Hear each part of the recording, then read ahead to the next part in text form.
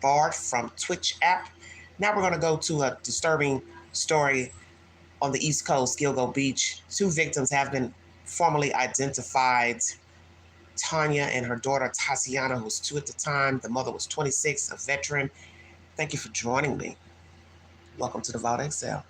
Today we're learning more about a cold case that has haunted investigators for nearly 30 years. A woman and her child, whose remains were found near Long Island's GILGO Beach, were identified. Police say the mother was Tanya Denise Jackson, a U.S. Army veteran who served in the 90s and lived on military bases in Texas, Missouri, and right here in Georgia. Her 2-year-old daughter was identified as Tatiana Marie Dykes. Well, Jackson was just 26 years old at the time when she and her daughter were killed. Their remains were found in 2 separate discoveries, one in 1997 and the other in 2011. Their deaths have been commonly linked to accused serial killer Rex Heuermann, who has been charged in the deaths of 7 women in that area. Although Tanya and Tatiana had commonly been linked to the GILGO Beach serial killers because of timing and locations of their recovered remains, we are not discounting the possibility that their cases are unrelated. I'm not saying it is him, I'm saying it's not him. Officials say that they have spoken with the child's father, who is cooperating with this investigation and is not considered a suspect at this time. Not considered a suspect at this time. So did he unalive this woman and child? Was he dating her at the time when they went missing? Some are going to say, well, I think Rex Heuermann did it. So let's ask that question. Who are our suspects? This woman was moving around the country as a veteran in the Army. I've not heard anything negative about her status as an Army veteran. She's living in New York at the time, had a child. Someone was keeping her child at the time while she went to work. So she does not fit the profile of the women that have been linked to Rex Heuermann as victims. But who's to say he came across her path? So number one, suspect one, child's father, someone she was dating, seeing, somebody that could have been stalking her, fling. Then there's Mr. Rex Heuermann. Where there's a problem is that the 2 victims are found in the general area. They weren't together, but the child's body is near a victim who is linked to Rex Heuermann. So one could say it's either Rex Heuermann or someone who decided to dump the child's body just so happened in the same area as a victim who was already there. Take your pick. Take your pick. A random person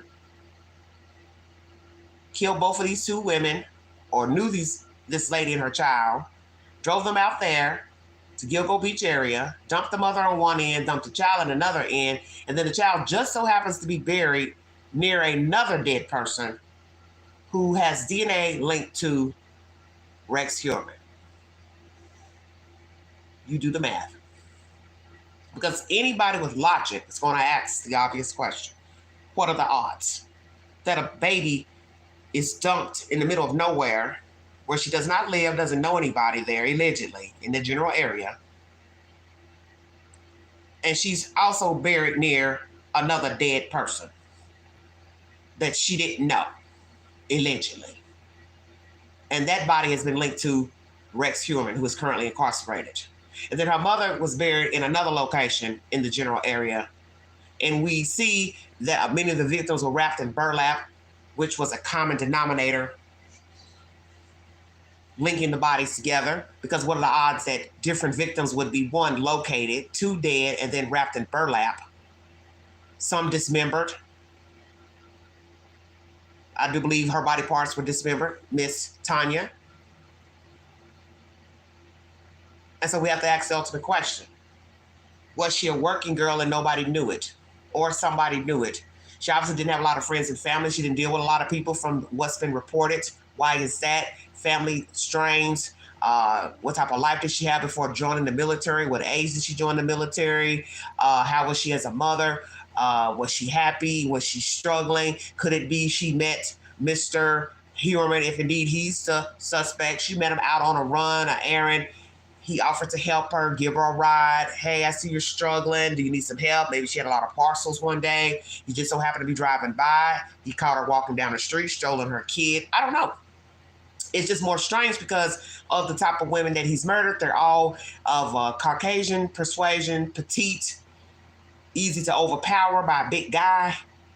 But then here we have a black woman and a baby. Very abnormal and not of the norm. So we have to say, what? If he is the perpetrator, Mr. Rex, how did he come across this black woman and her child? Because anybody with sense would say she was with her child when she was murdered, whether it was in her house or she was out in the public. She got in a car, a cab. She had her kid with her. And that's what's more troublesome. And the only time people usually kill a child and a mother together, it's somebody that knows them personally. So could it be somebody this lady dated, somebody she was sleeping with, somebody she's helped, somebody she's friendly with? Because those are the only people that dump bodies, usually out in the elements, or people that know the victim, and then people who are picking up people such as hitchhikers, prostitutes, people that are considered, vagabonds and worldly. Those are the only two people that dump bodies, dismember bodies. Also know the victim as not to be linked to the person.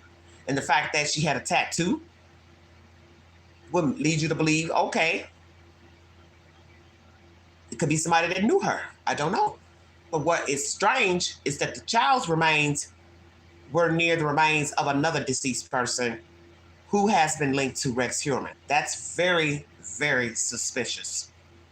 Highly suspicious, which will lead someone that perhaps Rex Heuermann is the culprit of Tanya Jackson and Tatiana Dykes. So now let's go to the baby's father. Where is he from? How did Tanya meet him? When was their last contact? When was the last time they saw each other? What happened to this car she was driving? Where was the car found? What about the landlord? She obviously had to stop paying rent. Nobody's seeing her. Did anybody file a missing persons report? When was the last time she talked to a friend, neighbor, family member? Who was she close to in New York? File a missing persons report. Did you call her? Did you knock on her door? Did you talk to anybody that knew her personally to say, hey, I haven't seen her, haven't heard from her? See, 1,000 questions. And the fact that she owned an automobile, very pertinent information. Where was the car? Where was her car found? Parked on the street where she lived, around the corner, down the block? Parking lot, same city, another bureau in New York. Where was the car found? See, all that's going to be pertinent.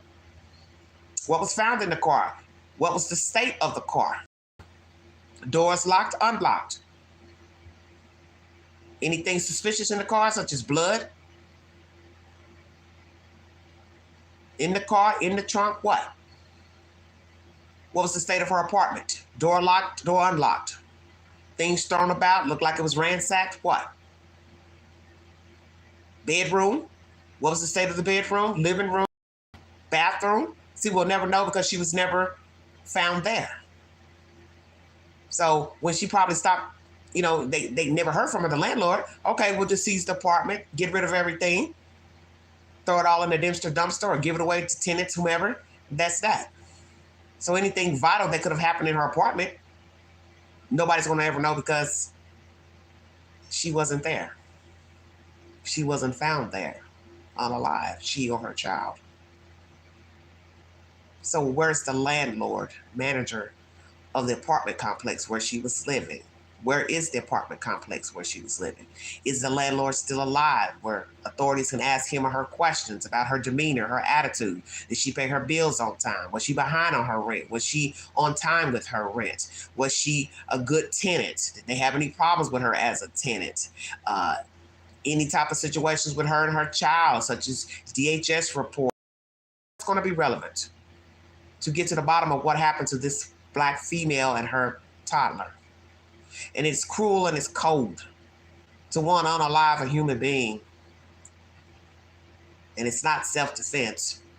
And then you're killing also a baby and you're dumping them out in the middle near the ocean. And each found at different times. And nobody knew who they were and how they got there because they were body parts, the mother. It's a cruel son of a bitch. And it's a person who's callous and vile and has no empathy for mankind. And currently, Mr. Human is incarcerated because he has been linked to several women's deaths. And they have been linked as murders. So will he be linked to Tanya Jackson, Tatiana Dykes? Thank you for your time. God bless all of you. Have a wonderful weekend. Want to get an update to this story? Update. If I don't do a live stream, I'll put it in the YouTube queue as a short. Please check out my extensive shorts that I have uploaded since last night and today pertaining to Kanye West, Shaquille O'Neal, Shannon Sharp. Check out my lives from yesterday pertaining to Mr. Sharp, the debacle that he has found himself in, being sued by different women for sexual assaults and emotional distress. And check out my commentary also pertaining to Mr. Sean Puffy Combs. He has rejected a plea deal by the state. The trial will go forward. And the Cassie Ventura video where he's assaulting her at that hotel, the judge will be allowing that at his upcoming trial. The trial will also go forward. The judge feels like he has hired 4 law firms, so he has had enough time and enough people to exact his case to go forward, which I totally agree.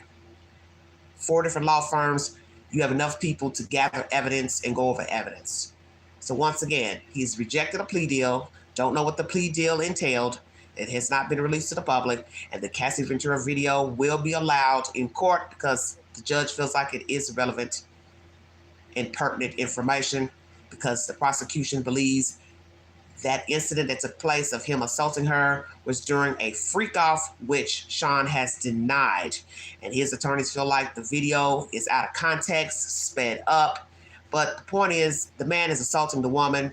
It's live like Memorex, and you can't take away the fact that he was beating the lady up in a public place.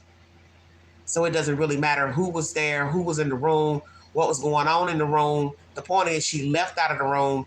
You see her leaving the hotel room, trying to make it to the elevator when she's assaulted by him. There's not anything he can say that's going to excuse why he was putting his hands on her. It doesn't matter if Mickey Mouse was in the room, Donald Duck was in the room. What does that have to do with her being outside of the room and you putting your hands on her? Nothing. That's my commentary, everybody. Like, share, subscribe, drop your comments below this video. Take the polls on my community page. I will put up a poll pertaining to the plea deal with Sean Combs that he rejected.